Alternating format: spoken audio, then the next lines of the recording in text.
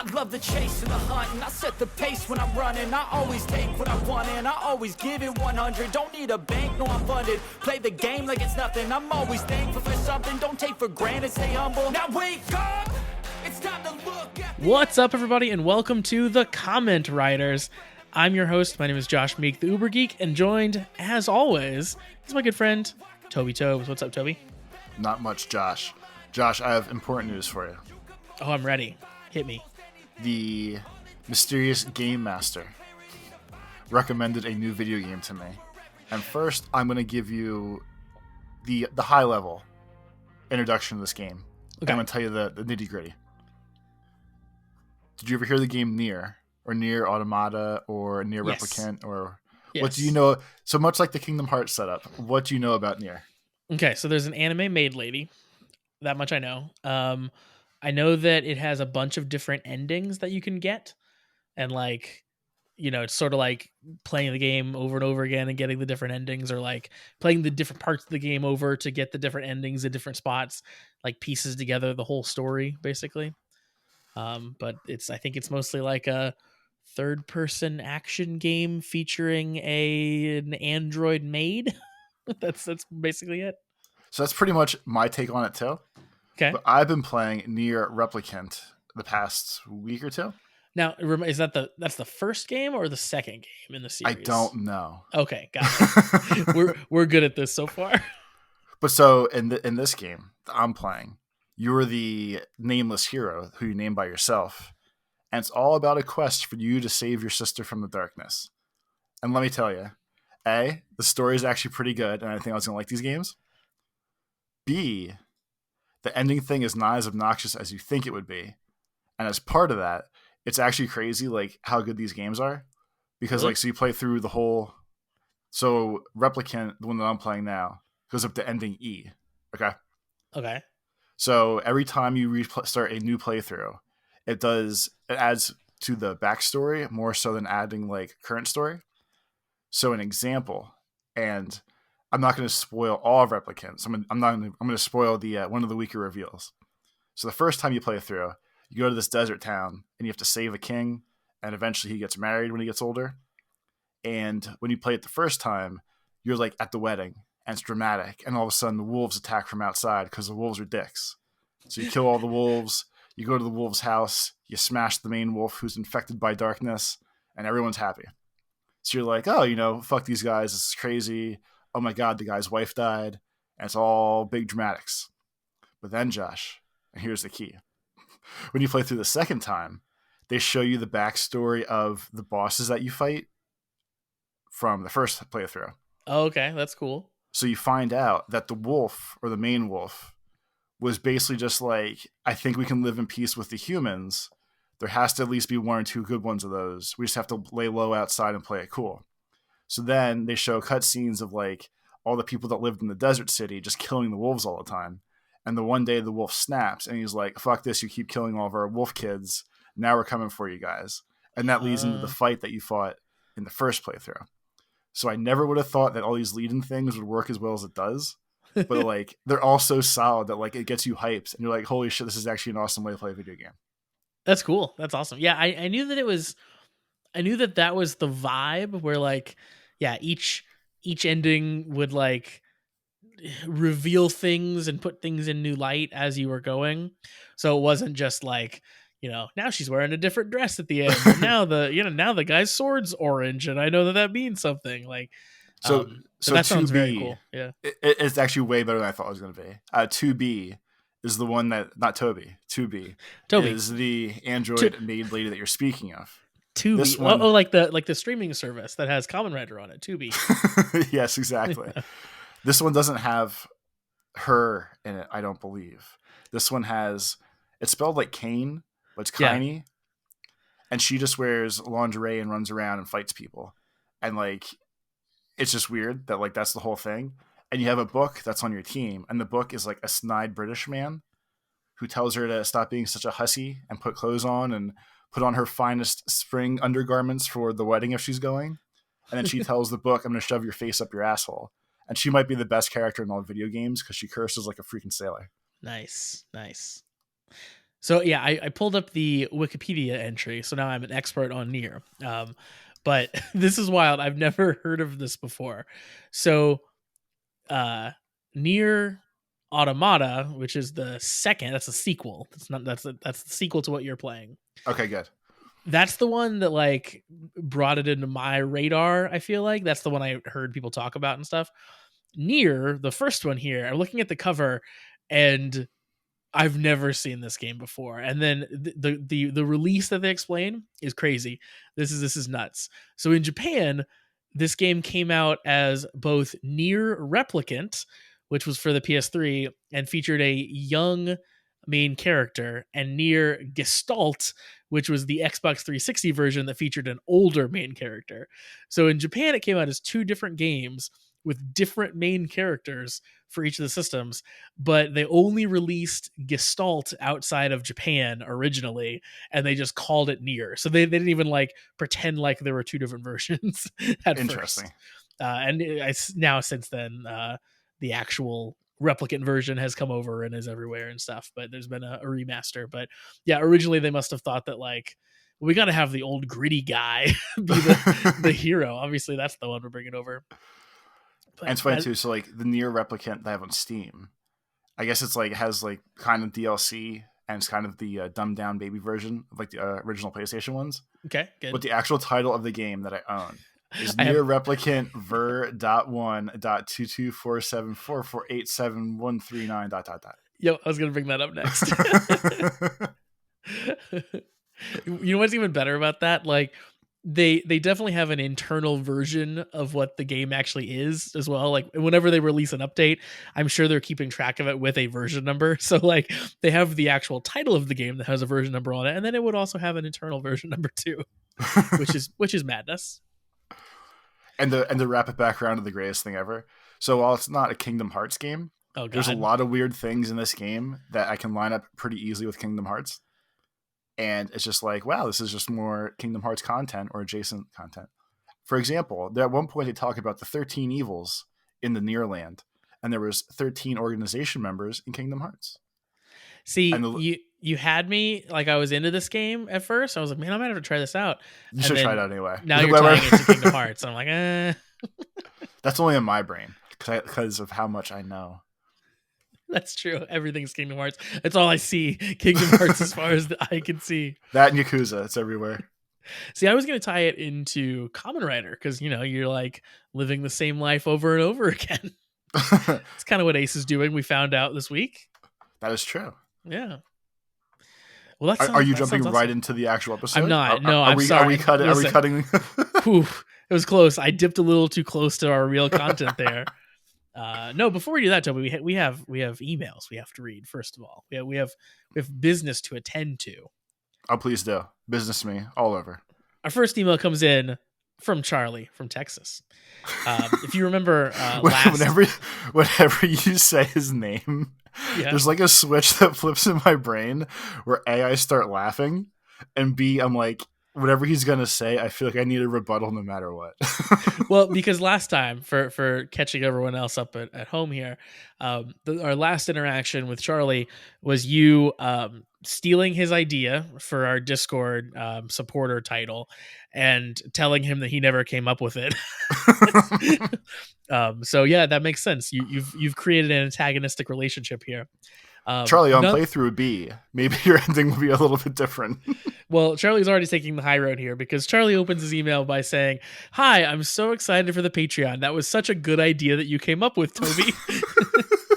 So fantastic. He's already the bigger man. We need one of those around here because it's not going to be me. We're going straight to the bottom. So yeah, it's good that Charlie's taking the high road. Charlie says, today I'm here to talk about the new Geats Hyper Battle video that was released. As a refresher, a Hyper Battle is a standalone episode of a Kamen Rider series that exists outside of the story, usually. These videos are made to showcase a specific toy that didn't make it into the base show. So in this case, one of the many Legend Rider buckles that did not make it. So yeah, that's a thing. At least recently in Kamen Rider, where all of the toys are all based around like buckles or like a thing that you attach to the driver, right? and there's always a million of them throughout the series. But they typically will also do buckles and attachments that are based off of the other Kamen Rider series. So like even in addition to ones that you would see in the show, like there will be a Kamen Rider, in this case like Ryuki buckle that exists and you can buy, but like isn't seen in the show. So this particular hyper battle video that Charlie was talking about does showcase the Kamen Rider Ryuki buckles. So Ryuki is the main rider from that show, and Ouija, I'm probably mispronouncing that, is the villain on the show. So those are the two buckles. And I guess Geats gets the Ryuki buckle and Buffa gets the Ouija buckle. And Charlie says that the Ouija buckle is so much cooler. So I'm excited to see that. I want to see Buffa transformed into something that isn't just like, Giamato guy. That sounds good to me. This sounds like, I guess it's the point of these shows at some point as time has gone on here. It seems like extra gross to me that they're like, we're putting out a special episode dedicated to just putting more toys out. Yeah, it's only for the toy. Like we couldn't jam enough toys into our 50 episodes of TV show. We have to do a special episode that's just for more toys. Yeah, that seems ridiculous. It's like, they're all kind of commercials for the buckles. But this is just like this is a 20-minute commercial for new buckles, basically. Yeah, the buckles are great too because at least in Japan, like they're relatively cheap and they all attach to like the toy you already have, the driver. So it's probably like very easy to convince your Japanese parents to buy you a new buckle every time you're in the store or something too. It's just like a $5 action figure vibe. Yeah, of like, it's hey, look, Mom, there's just one more, and then yeah. Speaking of, I'll bring up action figures here in a second. So Charlie says he hasn't seen the subbed trailer yet, so he doesn't know the plot, but the characters seem to be more silly and wacky versions of themselves. So that makes me want to check this out too. I wasn't aware of this hyper battle video, and I definitely want to go check it out. And yeah, hopefully someone subs it. I'm not sure if that's going to happen, but fingers crossed that it does. If they sub it, we'll watch it. Like yes, the Field of Dreams. Exactly. If they sub it, you will find Toby and Josh there to partake of more Kamen Rider Geats. Yeah. Are you an action figure guy at all? Do you collect action figures? I don't remember. There was a gap when I was younger that I used to, but okay. Not that I'm a professional adult now, but now it's more so like the adult Legos and a shitload of records. Okay. I had up until like mid 2020, I'll say the closest I would have had was like I have every amiibo that was released up until that point. Right. Yes. And then at some point I stopped. So at least I smartened up a little bit, but not really. No, not really. Not really. Do you still have all of them, or have you gotten rid of them? Well, they're all in a box together, and I'm trying to figure out how to sell them because like I definitely don't want to piece it out because it's gonna take me hours. Yeah, that would be time consuming. But now, like when I thought about doing it, I could just did like, here's my whole collection on eBay and just dumped it as a collection. But now I have to put like 95% complete collection, and I feel like no one's going to buy it then, or like I don't know the best way to do this anyway. People would still definitely buy it. Yeah, you got to figure out which ones of those are like super expensive now, so you're not like getting taken for a ride. So there's this one that's just called Box Boy that remotely came out here and was like $25 to buy, and it's really just a little 2-inch by 2-inch white cube, maybe 3x3 with a smiley face on it. And Box Boy goes for like $450 last time I checked. What's he from? I don't even recognize this character. I don't know. I'll look it up while we're talking here. Oh, it's some Japanese. Oh, it's a 3DS game. QB. I guess his real name's QB. Or QB BY. Oh yeah, QBBY. Okay, I see that. But yeah, like it looks like an outlet. It looks like the brick that you would plug into the wall to like, charge your phone off of. Yeah. But yeah, so the mofo goes for a lot of money for some reason. Yep. The current lowest price on eBay, lowest price possible, is $291 for this figure. So yeah, at some point that's just insane. It is, and I'm remotely offended that the price dropped down now. To be honest, like I think just to get rid of it, I'll say to get rid of it, to get rid of the whole collection, I would probably just package it as like pay $500 for Box Boy, You get all the other amiibos for free. Get everything else. Yeah. Yeah. It looks like he has dropped in price because there's some that are still doing the like, buy it now, 450. So like they're really hoping they can get north of 400 out of him. But it looks like around 300 is where he's selling for in reality. Okay. Yeah, I might Yeah. as well get out like 300, 350, I guess. Yeah, that sounds crazy. Like, I don't know. I'm a big video game collector, and just over like I haven't ever really spent a ton of money on any single one game or any single one like console or anything. Like not anything outrageous, but like I own some things now that have definitely gone up in price since I bought them, or like I found them at like a thrift store and people didn't know what they had, and it was worth a lot and I got it for cheap. So there's a few things that I own that are kind of like that I keep looking at and be like, this is cool, but like, is it cool enough that it's worth just sitting here on my shelf when I know it's worth as much as it is? And one of those in particular, I have the PS1. When the PS1 came out, they eventually put out basically a home developer kit for the PS1. So like it was a special PS1 that you could develop your own games for. And the console itself is this like weird looking matte black version of the PS1. It's like the coolest PS1 you've ever seen. Okay. And they didn't ever do a matte black version in any other like version except for this weird developer kit. And they sold like almost none of those. So I happened to find one of those randomly, like at an antique store or something. So I own it and I spent like $20 on it, but it's worth like $1,500 or something. And I'm constantly looking at that thing being like, should I just sell that and like, I don't know, like have money towards like a car or something? Like should I like, just be turning this PS1 into actual adult cash at some like point?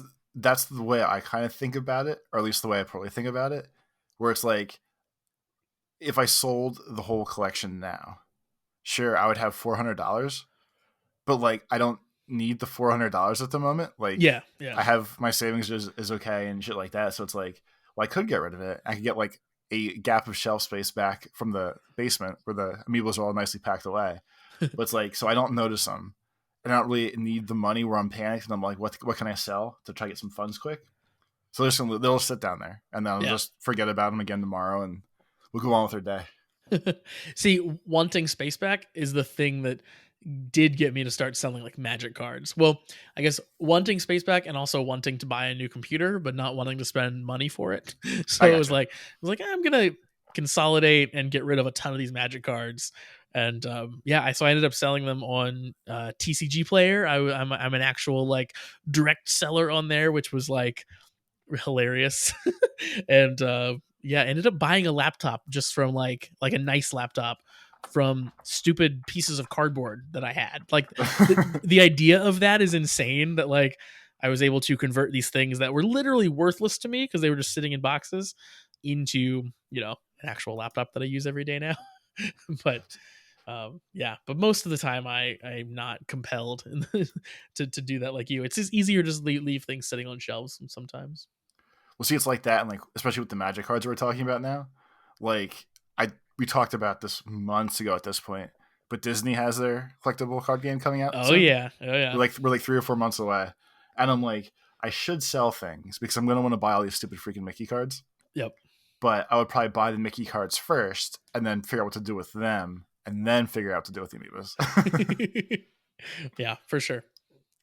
But yeah, on the action figure front, the reason I bring all this up, I've never like been a huge collector of action figures, but I've always kind of dabbled. So like characters that I like and wrestlers that I like, I'll pick them up, but like never like trying to get like complete collections or anything.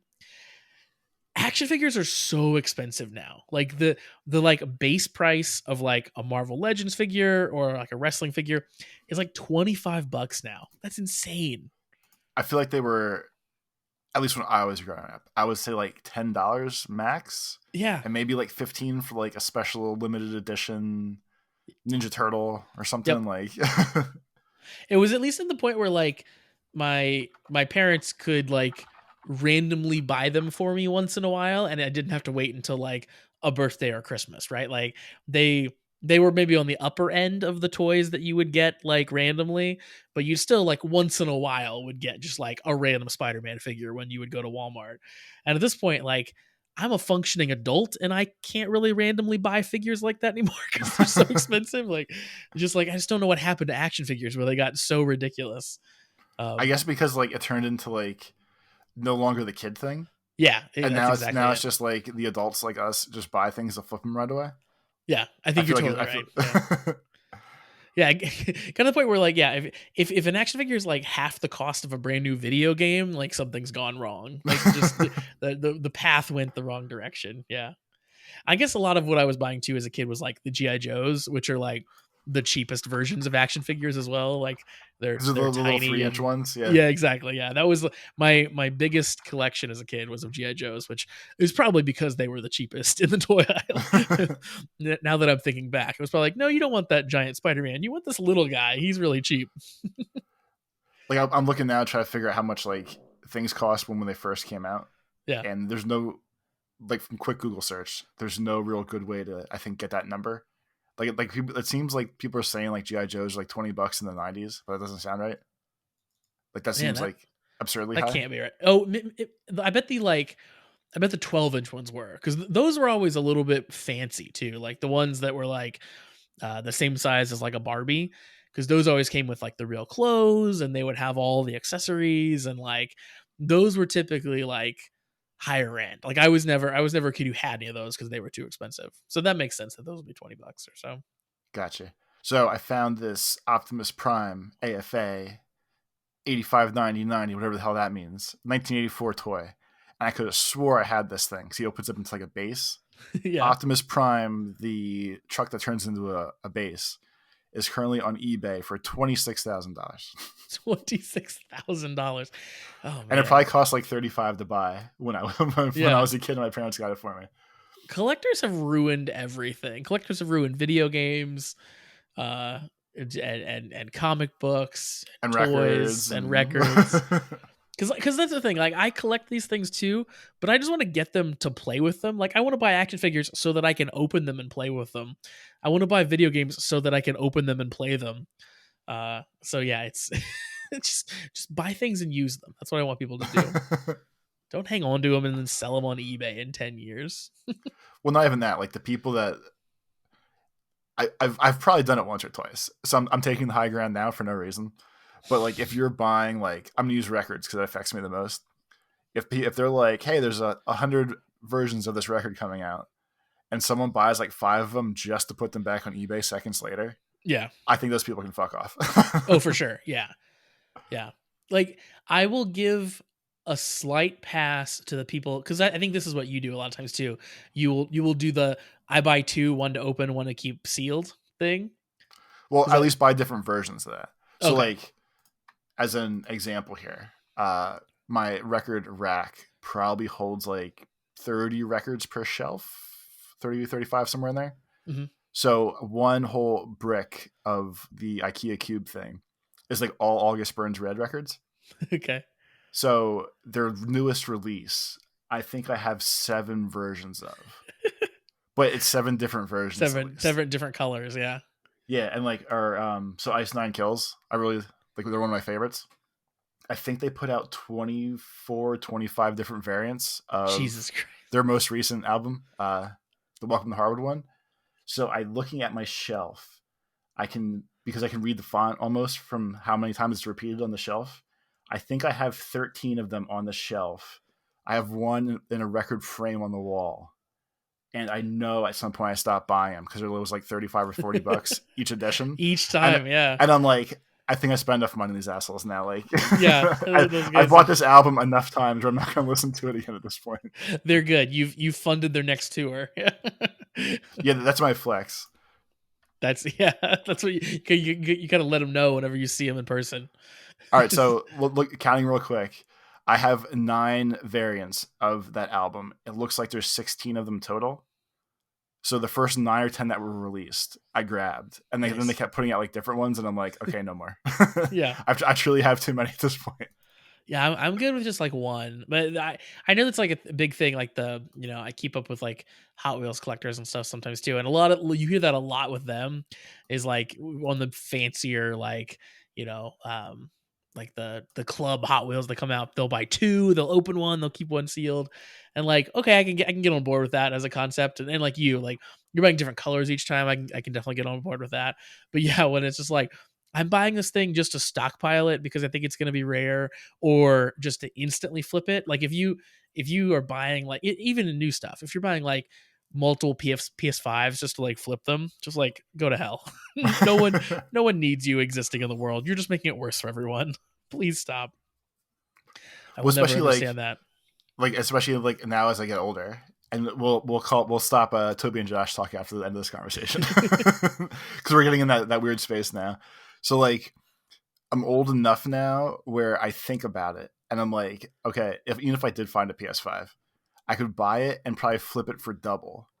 But like I feel remotely weird about like, is the person who's buying it like a scummier person than I am? That's like some like, oh, I just want a PS5 to play games. Look at me. Or is it like some mom that like promised their kid a PlayStation for Christmas, and I just happen to be the cheapest person ripping her off? Yeah, And it's I catch like yeah. real weird feelings about that now.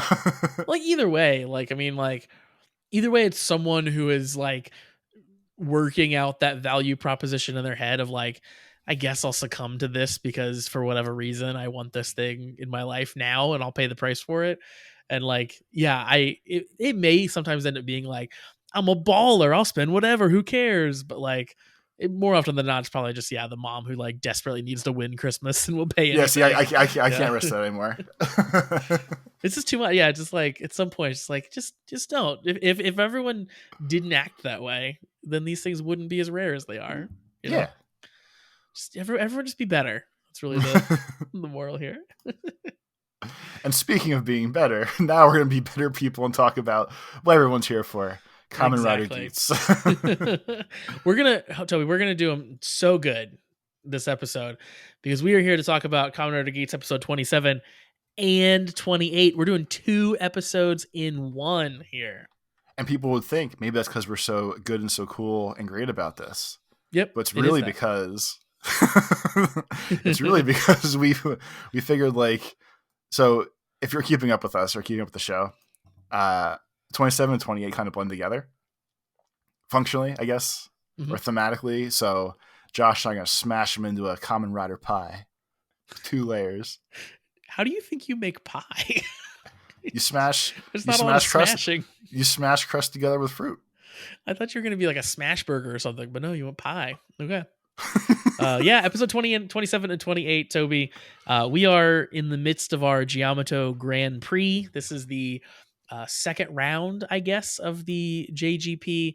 It didn't actually work out super well for them last time. They didn't get hold of the producer's buckle, but we're charging forward. That's because that bastard Ace performed the impossible transformation. He became tired Ace. Yeah, that's true. He's very sleepy these next couple days. Good old sleepy Ace took down all the Giamato. So for the second round of this game, it is a Sengoku game. If you're not aware, Sengoku is like 15th and 16th century Japan, so like samurais and shit. It's really what it boils down to. And Toby, inexplicably during these 2 episodes, whenever the game starts, everyone is just instantly converted into wearing their like period appropriate clothing. See, I love that part, and like Geats even got the long hair extensions. They put hair extensions in the back of his hair to make him look more like regal, I guess. But to me, like the dumbest part of all, I mean, it's all like wacky dumb, but like the dumbest part of most of this is the fact that like they have these badass like outfits. They fight with actual samurai swords for like the first 30 seconds of most battles. The heroes do. And then, of course, because it's Kamen Rider, they all yell Henshin, and then all that goes away. And I just thought it seemed silly that like they lean so heavy into like we're playing this cool 14th century battle game, but we're all going to be like techno wizards and battle with swords and chainsaws. And I thought for a moment that like when they started with all this and they pulled out the swords, I was like, are they just not going to henshin this whole episode? It's like, no, they're going to henshin immediately, just like they always do. And it's going to be exactly the same from that point on. Yeah, that every time that happened cracked me up. It was amazing. It was just like, oh, cool, nice. We're samurai fighting. Okay, yep. We're big robot guys again for the future. Cool. Sounds good. It was a mess. It was a cool mess. A cool mess for sure. It made no sense how we can have this completely made up game. Broba she doesn't have the ability to recreate the world yet because she doesn't have that functionality of the goddess. She doesn't have the second buckle. But because the game has started, she can now change everyone's clothes. Makes zero sense. But I said it last time. I'll say it again. Kamen Rider is vibes based, and this was definitely vibes. I was into it. Just don't think too much. It's awesome. The producer was like, he's like the general, so he had the like crazy helmet on, and he just was like sitting waiting to be conquered throughout fully the first armored episode. out. Fully armored out. Yeah, he's just got his kit on. And I liked in the second episode where he I'm taking the fight to her now. He's like up ready to do some battle. It was great. The whole thing was really dumb and really awesome. I liked it a lot. Of course, the Sengoku era battle is really just the backdrop, and the big like thematic thing that we're doing for this whole episode is kind of learning about Ace's backstory. It's kind of the journey, I guess we'll say, is really between Jean and Ace. So yes, in both episodes, in 27 and more so in 28, it's definitely like Jean and Ace have just full sit down discussions about like life and what life means and why Jean's like super vibe to like watch Ace fight and just hang out and like giggle and pretend like he's fighting and he cares, but like Ace keeps yelling at him for. And yeah, and we find out like in these discussions and kind of where we get to at the end of 28, you find out that like their stories and their motivations and like their fears, kind of like the thing that they're rallying against, are like way more conjoined than you realize that they are. Like they have a lot in common. Of course, Jean just wants to feel something, like we sort of find out, and kind of at the end, like that's really sort of where Ace is going too. Like he wants answers, and the answers are basically like that he's seeking is not like, where is my mom, like we thought it was. His answer that he wants is like, why is this happening to me? We find out throughout all of this that he is being he's being reborn, and we've kind of been building to that with the last couple episodes, that there have been multiple versions of this Ace character, and he's had multiple wishes in the Desire Grand Prix, that when he is reborn, when he's ready, will be granted the power to save the world.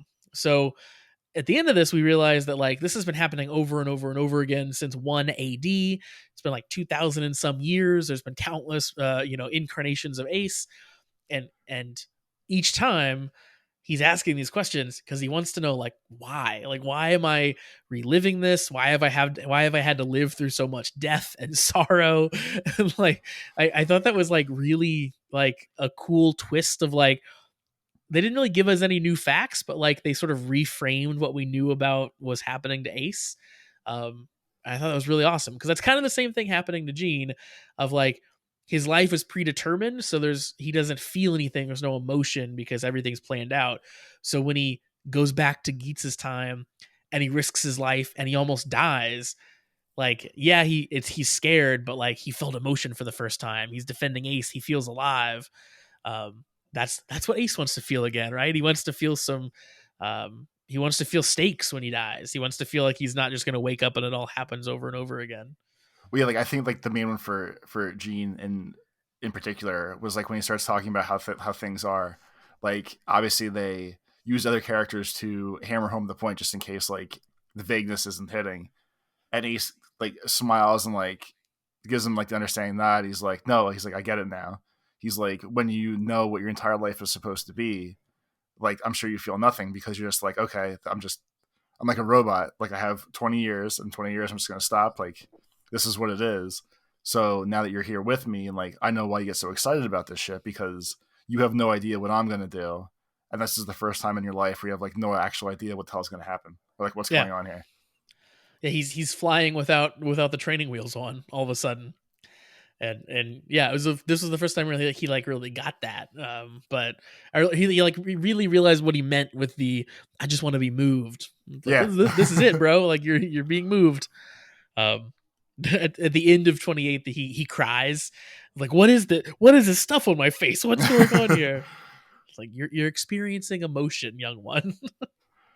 I think one of the best parts about when they're doing the Geats time flash, you giggling when they're doing the Geats time flashbacks. So when they showed the first Geats, the 1 AD Geats, Uh-huh. it's weird because the kid they keep showing that's looking for his mom has like curly red hair and is super like white skinned, and it actually looks like some like random like jacked Irish kid, and not at all Yeah. like Geats. So like it's not just like the Ace we know like being reborn over and over. It seems like it's actually like other people, or it's like different literal actual people every time. Yeah, it definitely is. Yeah, because and we saw that with the names too. Like one of the aces was like Ace Garfield or something. Like definitely, it's not just like Japanese people. I don't think that they all look like Ace every time for sure. So Well, and they even said that like Ace's quote unquote Ace's mom, or how the hell you put the quotes yeah, on this.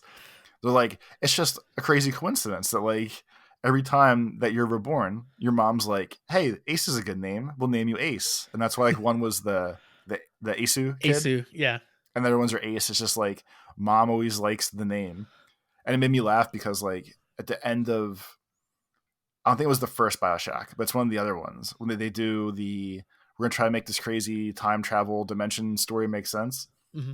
There's the classic line is there's always a girl, there's always a lighthouse, which yeah. is like which is to say like no matter which person you are in the story, like this is the loop that this life always leads.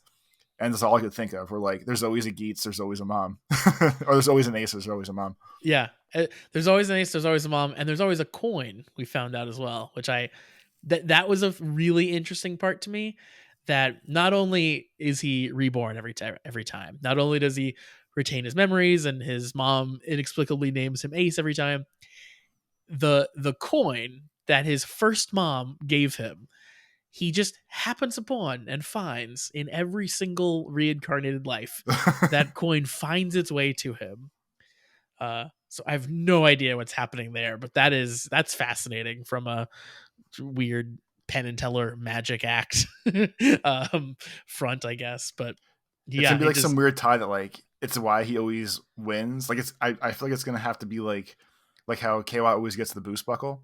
yeah, I feel like it's almost the same vibe of like Ace has to have his coin in order for everything to proceed the way it's supposed to over and over. So like either he always finds the coin or the coin always finds him, or some other goofy dumb bullshit like that. yeah. I think they'll for sure tie it in and make it make it a storyline reason why, and I'm excited to find out.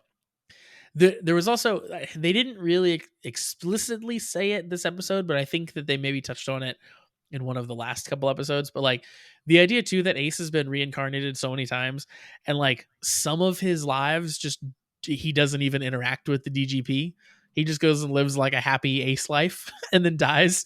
Just like that's interesting. He's like has all of these experiences of just like just living a regular life to adulthood and just doing your own thing, and then next life I'm gonna go fight some Yamato and Someone's gonna find me again. yeah. So yeah, and Ace definitely like fully confirming this episode that like this is what's happening. He explains it all to Jean, and he does like have all of these memories from going back to 1 AD. So clearly that's why he's so good at fighting. He's been doing it for a very long time. But yeah, that's crazy, and clearly the Yakumo Asu version of Ace is one of the pivotal ones, because he maybe was the first one who wished for like the reincarnation wish, it seems like, because Jean excuse me, Gene's kind of investigative approach in these 2 episodes is like, well, first he goes and he questions Keiwa and Neon about like what do you guys know about Ace? Like, let's compare notes. And he finds out one that Neon knew that Ace wrote down the wish about his mom. And Gene was like, "Wait, I've never seen him write that down. Maybe someone else did." Well, and So that was a then, cool big twist too. Like before they set up like that Ace is different people mhm. thing that we have going.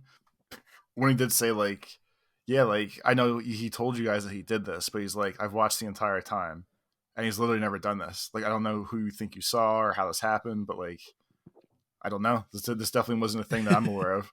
Yeah. Which then made him connect the dots to this old Sengoku era Ace, and he sort of puts 2 and 2 together. Gene goes and talks to the producer basically to say like, listen, I haven't watched every episode of the DGP. It's been running for a long time, but I know that there was an Asu from the Sengoku era. He had this weird wish. Is that Ace? Basically, what was his wish granted? And the producer, confirms it essentially, without saying too much more. And then that kind of puts it all together for Gene to then go confront Ace about it. So in 27, Gene confronts Ace, and Ace is like, "Would you believe me if I told you?" And then in 27, they have the full like heart to heart confessional. Yes, this is all happening. So I really liked like sort of that build up that Gene did of like putting the pieces together, and then presenting his evidence to Ace. That was kind of cool. And then, of course, Toby, there's other things that happen in these 2 episodes too.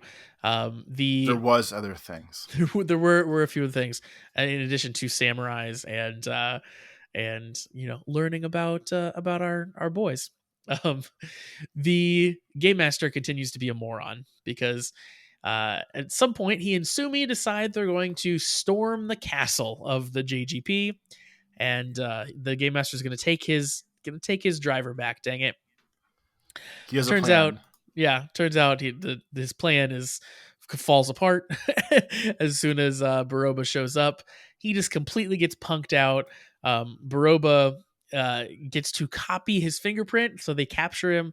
They copy his fingerprint, so now Baroba can actually use the vision driver that she had, where previously she couldn't actually transform. So Baroba can now become Glare 2. Thanks, Game Master.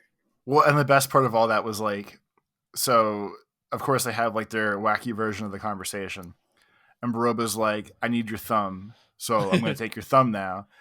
And she's like, "Oh my god!" He's like, "I want to keep my fingers." And she says something like, "I don't want your grubby don't want your grubby actual fingers." And he's Yeah. like, "But I get manicures every day." That character is so ridiculous. Yeah. She's going from abject terror to like, well, I mean, they're fine fingers. They're okay. Don't even worry about it. But like that whole part was good, and then like it seems like when Baroba uses the Glare 2 transform stuff, like she doesn't like, I don't think she specifically says henshin, but she does like the glare on blah blah Yep. blah stuff. And it seems like she always like puts her thumb out now as part of her like her henshin motion to like Yeah. show like, look, I have the thumb, and then does Yep. it. I just think it's a kind of like nice touch of like she flashes the stolen thumb. It is very cool. Yeah, I didn't realize, I didn't really think too much about it until episode 28 when she did it again. And I was kind of watching back through. I'm like, oh yeah, she's like basically taunting that she stole the fingerprint, like fully on, like, and this is mine now, and I put it right here. And speaking of her taunting, her new classic media taunt where she pulls down her eyelid and goes, is fantastic. She does it multiple times, and it's just like so ridiculous and goofy that I'm like, I can get behind this. This is she's a great character. I love it at the very end. She does it. So like she, episode 28, like she gets her ass kicked. Buffa comes in to kind of like save her, quote unquote, but really he's just stealing the driver from her.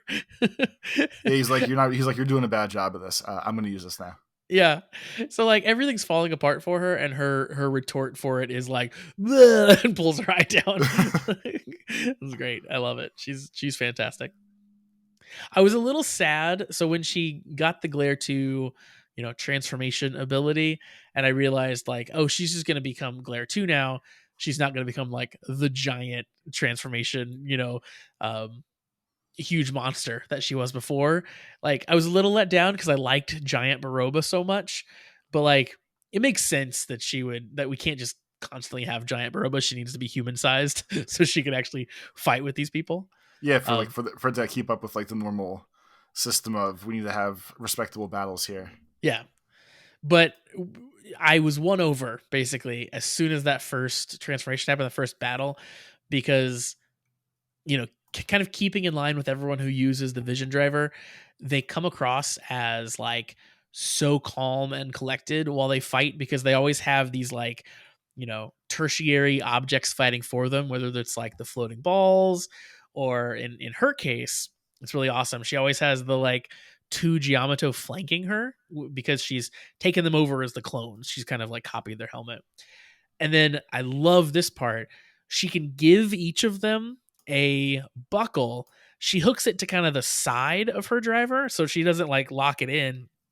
But like her right hand Giamato, she'll hook to the side, her right hand side to like give him the monster buckle. And then she can do it on the left hand side for her left hand Giamato to give him like, I don't know, the slot machine buckle or however it works. So it's cool that she can equip her little buddies by sticking them to the side of her main buckle, and then she still has like all the floating balls that attack people and stuff. So she like sort of has everything all wrapped up in one. She very quickly became like the most powerful like of all of them. Yeah, yeah. So I thought it was awesome. Like I said, I was at first I was a little bit like disappointed that they had like changed her, but I really dug a lot of the battles, with her as Glare too. So I hope we get to see her in human form transformed again. I know that Buffa stole the belt, but it was cool enough. I want to see it again before she's gone forever. We do also, speaking of getting new looks, we got a big, huge development in we solved Sleepy Ace. So when Ace had been using the Boost Mark II buckle, he was incredibly fast, incredibly powerful, but it would wear him out. He would like collapse. So in this episode, at one point, he does collapse. Jean shows up to defend him. That's where Jean like nearly gets killed. And then, kind of in the next fight, Ace shows up again. Seems like he's ready. Fights for just a little bit, but then collapses again. Yeah, like most of So his acting in 27 specifically was like show up for the scene, yawn, doze off, or like show up for the scene, fight, still be tired, and just like literally just fall over and lay on the ground like yeah, multiple times, multiple different scenes. That was all he really did. full on collapsing. Yeah. So turns out Jean, I guess, already knew this, but you can stick the laser raise riser, so Jean's gun, onto the Kamen Rider driver. So Jean kind of at one point like sticks it out and like jams the gun on, and Because he we said as Ace's supporter, he wanted to support him properly. And that's right. why it was okay for him to involve himself so dramatically in the game. Right, because earlier we find out that it's specifically prohibited in the Giamato Grand Prix for supporters to get involved. I love that the Giamato Grand Prix has stricter rules to keep things in line than And they the actually regular follow Grand him. Prix. And they, Yeah, or they actually try to follow him. they Unlike try to enforce them. Yeah, when we used to laugh about the original ones where it was like, okay, you guys have this rule or rules. And then every episode would be like, oh, but this doesn't matter anymore. So let's let this go. And the next episode would be like, well, I'm not going to worry about this anymore either. And just like pile on of how many things that were supposed to be rules just weren't anymore. yeah, exactly. But yeah, so Gene decides that he's gonna break this rule. He's going to support his ace. And the second he plugs in this gun, first of all, it looks cool because the gun like kind of goes across and it looks like it's shooting out like 5 different directions because of the Boost Mark II buckle. And Ace instantly perks up and we get a new form from Ace. So before he had the like kind of all red like fox version of himself that came from the Mark II buckle. So now this one is sort of like Jean's colors and like scheme like draped over top of the all red version of Ace. Yeah, it's almost like he's wearing like, if you picture like an art apron or like a chef apron. Yeah, yeah. It almost covers that way where it's just like loose fitting but attached over the front, and it has like the blue and white stripes. It has the extra glow and everything, and and the vibes like too are a little bit like, of the Sengoku era, if you will. Like it's a little samurai too in the way that it like, yeah, kind of like flows down and like, yeah, it very cool looking. I like it a lot. And yeah, it definitely like, and Gene even points out is like, you've got some of my colors mixed in too, which is cool because like, at this point in this episode, we see sort of like Gene's, send off kind of. He decides he's going to go off and, learn how to live a life that has meaning, that isn't all predetermined. So, we get a little signature of Gene now, I guess, going forward on the Ace suit. A little flourish to remember him by for the next 20 or so episodes, how much longer the show Exactly. runs for. I'm not sure. Like essentially with this incarnation of Geats, we've created like Neo in the Matrix because if you thought the Mark II version of Geats was fast, like this guy, he can fly. He can just literally just fly. And he at one point like is like shooting boulders out of the sky to like dive bomb all of his enemies. Like he's incredibly powerful. He's just Superman now. Um, I don't know how anyone's going to stand up to him. I don't know. I really don't really know how he does battle from here on out, but it certainly is very cool to watch. Yeah, like they dumbed him down from episode 2 where I was like, okay, Geats does seem human. Like he's actually wearing himself down. Yeah. And then of course, by the end of like that being the drama for one episode, the next episode was like, yeah, but it's not a thing anymore. Don't worry about it. Yeah, no. He's good. He's superhuman once again. Nothing at all to worry about. I'm wondering if now, we've still got, like you said, like maybe 20 episodes to go, potentially. Like, do we get another form that is like ultimate Geats past this? Because it seems ridiculous that we might, but I'm assuming we will. Like, there'll be some further, toy that they'll sell that is like the big finale version. I don't even know what they do at this point. Yeah, so like I mean and like tied to that, like we keep saying like how many more times can they reset the game / not the game to make it a thing? Yep. And I was thinking about it earlier, and like in my mind, the series stopped at 40 episodes. Like that was the running number I've had in my mind for a while. But then like looking at other things today, like the past 3 seasons, like last season was 50 episodes. The one before that was 48. The one before that was 45.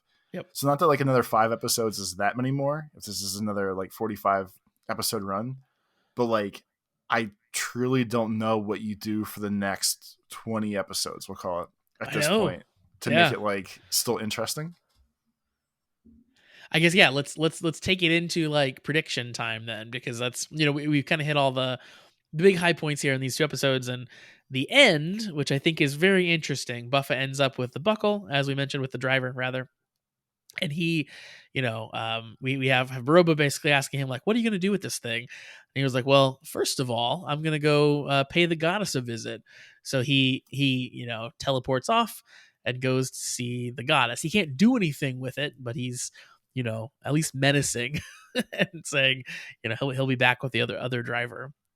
I really, I guess, side point on that, loved that they sort of revealed that this had been Buffa's plan the whole time. Like, because he even says like, well, you told me to use you at the very beginning. Yeah. So he like a champ. He Geetster for sure. He definitely learned from his frenemy. So yeah, I love that Buffa's whole like descent into madness was actually pretty calculated. That's very cool. But yeah, as far as like setting up where we go now in the future, is this the end of the JGP and like we're into like Buffa controls things territory? I don't really know. Like we know that the holding that desire driver makes it so you can run the games, right? Because she had to have that to like I guess set up the JGP. So if Buffa has that, does he set up the Michinoku Grand Prix?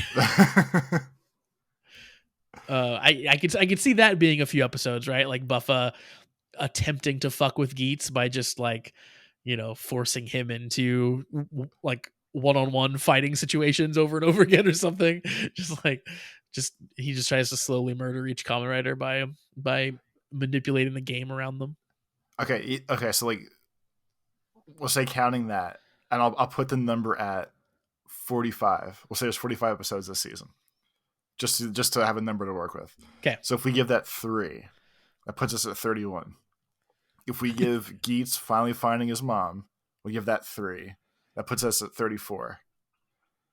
Neon needs a boyfriend, that's 35. Which was more, again, addressed in this episode, like her, just to make sure we hit on that point. So Oh yeah. Neon's boyfriend was giving her moral support again over the dumb chat pad thing. And like he's being sweet again. He had like the realization of like, why can't I say these things in person, basically? Yeah. Like he's having the thing of like, I'm a dick to her in person, but I'm very sweet online, which is fine. But like counting like those two things, like, so he said Neon's boyfriend can be one. If K-Ball wins everything for world peace, which seems silly for Kamen Rider to continue, but we can give that 1 or 2. So it really only puts us up to like episode like 38 tops. So Which still isn't unreasonable. So like there have been Kamen Rider series that have gone far fewer episodes. Like I know Decade had like 30 some episodes, like 31 I think is what it had. So like there've been fewer. Okay. So it is still doable. So like maybe I don't know. I feel like we've actually hit the point now where like they need to actually start closing all of this and not just keep doing new like, hey, here's something for 2 more shows, like over and over, like we're kind of getting into now. Yeah. Yeah, I think so. Yeah, and like you said, like everybody has to get their close up. We haven't really, they've been building the whole relationship with Neon and the supporter, but like they have a lot to flesh out of like, what does this dude want and what is she gonna get out of it and all that stuff. So I think there's a lot of story there.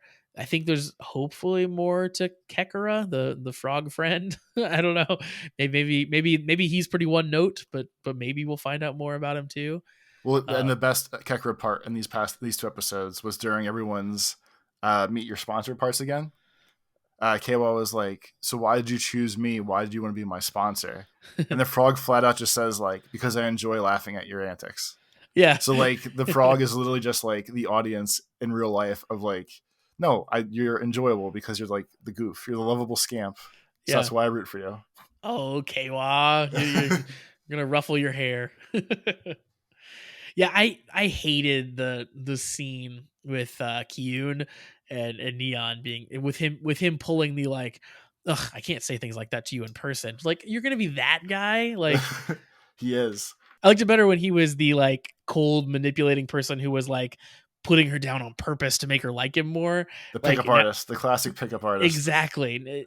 And now that he is like becoming this like too shy to talk to her and say nice things, so he says mean things because of that, it's like it's even lamer than I thought it was going to be.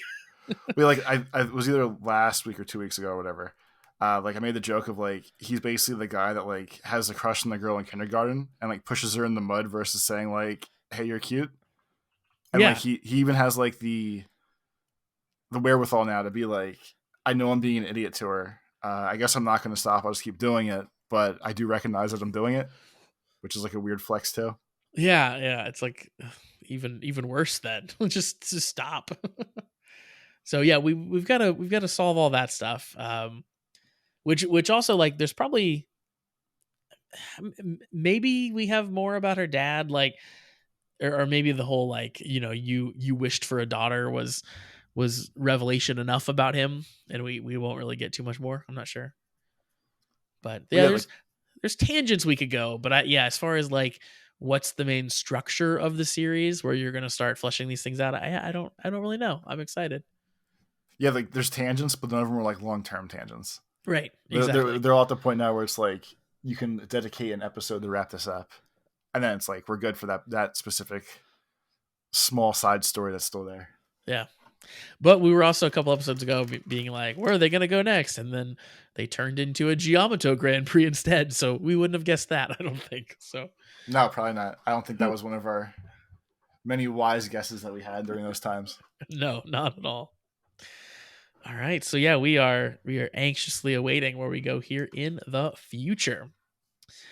So I think it's going to do it for us for Kamen Rider Geats episodes 27 and 28. Our first ever double header.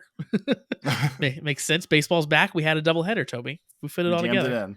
Yeah. Did it morning and afternoon. Exactly. Or afternoon and night, depending on what day of the week it was. So if you hadn't heard from the past episodes or from our email section at the front, we are starting a Patreon. We'll be launching that probably mid-April here. We are working behind the scenes for some of the content that will launch with. And yeah, we're excited to get that out there to you guys. And hopefully you will join up with us. So just a little refresher if you hadn't heard before. Joining the Patreon, you will get Discord access where you can hang out and talk to us in the Discord about Kamen Rider, about anything that's going on that we would want to talk about. Just hang out and chat. You will I also have get 2 emotes in there now. You people don't even know what's coming. Oh, dang. I haven't even gone to look at those. I'll have to go check out your emotes that you've added. You will also get access to our what we're calling kind of like watch and react cast. We're going to be watching together Kamen Rider Black Sun first, which we're very excited to get started on. So we will be kind of watching and talking over those. So you'll get the video versions of those where you can hear what we're saying and see what the show's going on. We'll do those weekly, and also you'll be getting monthly ramble casts from Toby and I as well, where we talk about everything in the world that isn't Kamen Rider. So lots of stuff that hopefully sounds fun, and hopefully you guys will be stoked to hear. But all the Kamen Rider Geats stuff and all the like new series Kamen Rider stuff will stay free as it is now, exactly as you're getting it now. So do not worry about that. And if you can't support the Patreon, don't want to support the Patreon, we're still happy you're here and you're listening to this show as you are now. Thank you very much. We couldn't really do any of this if you guys weren't listening. So thanks. Of course, if you want to check out all our past episodes, you can do that by subscribing to the podcast. Just search for the Kamen Riders in your favorite podcasting app. Or you can check out the video version of the show by going to KamenRiderSucks.com, and that'll take you right to the YouTube playlist. Of course, we don't always sit here and record the Kamen Riders. Sometimes we do other things. Toby, where can the people find you doing said other things? On Twitter, you can find me at Life of Tobes. On YouTube, you can find me at Tobes Plays, where if you're a fan of the show, I'm still playing Yakuza, but we're almost done, Josh. I'm almost done with the last Yakuza game, and then I'll be lost for a while. It's called Like a Dragon. Thanks. Well, this one's called Lost Judgment, so I don't know if it's even have to worry about the Yakuza / Like a Dragon. That's not even a Yakuza game. That's a side story. No, it's just as good, Josh. The drama's here. This one, the main crux of the story, bullying. It's all about stopping bullying in a high school. Oh, I should watch that, and then I'll learn how to deal with you. You can keep up with me on the internet, Twitter, Tumblr. I am at PrettyDeeceJosh in both of those places. That's PrettyDecejosh.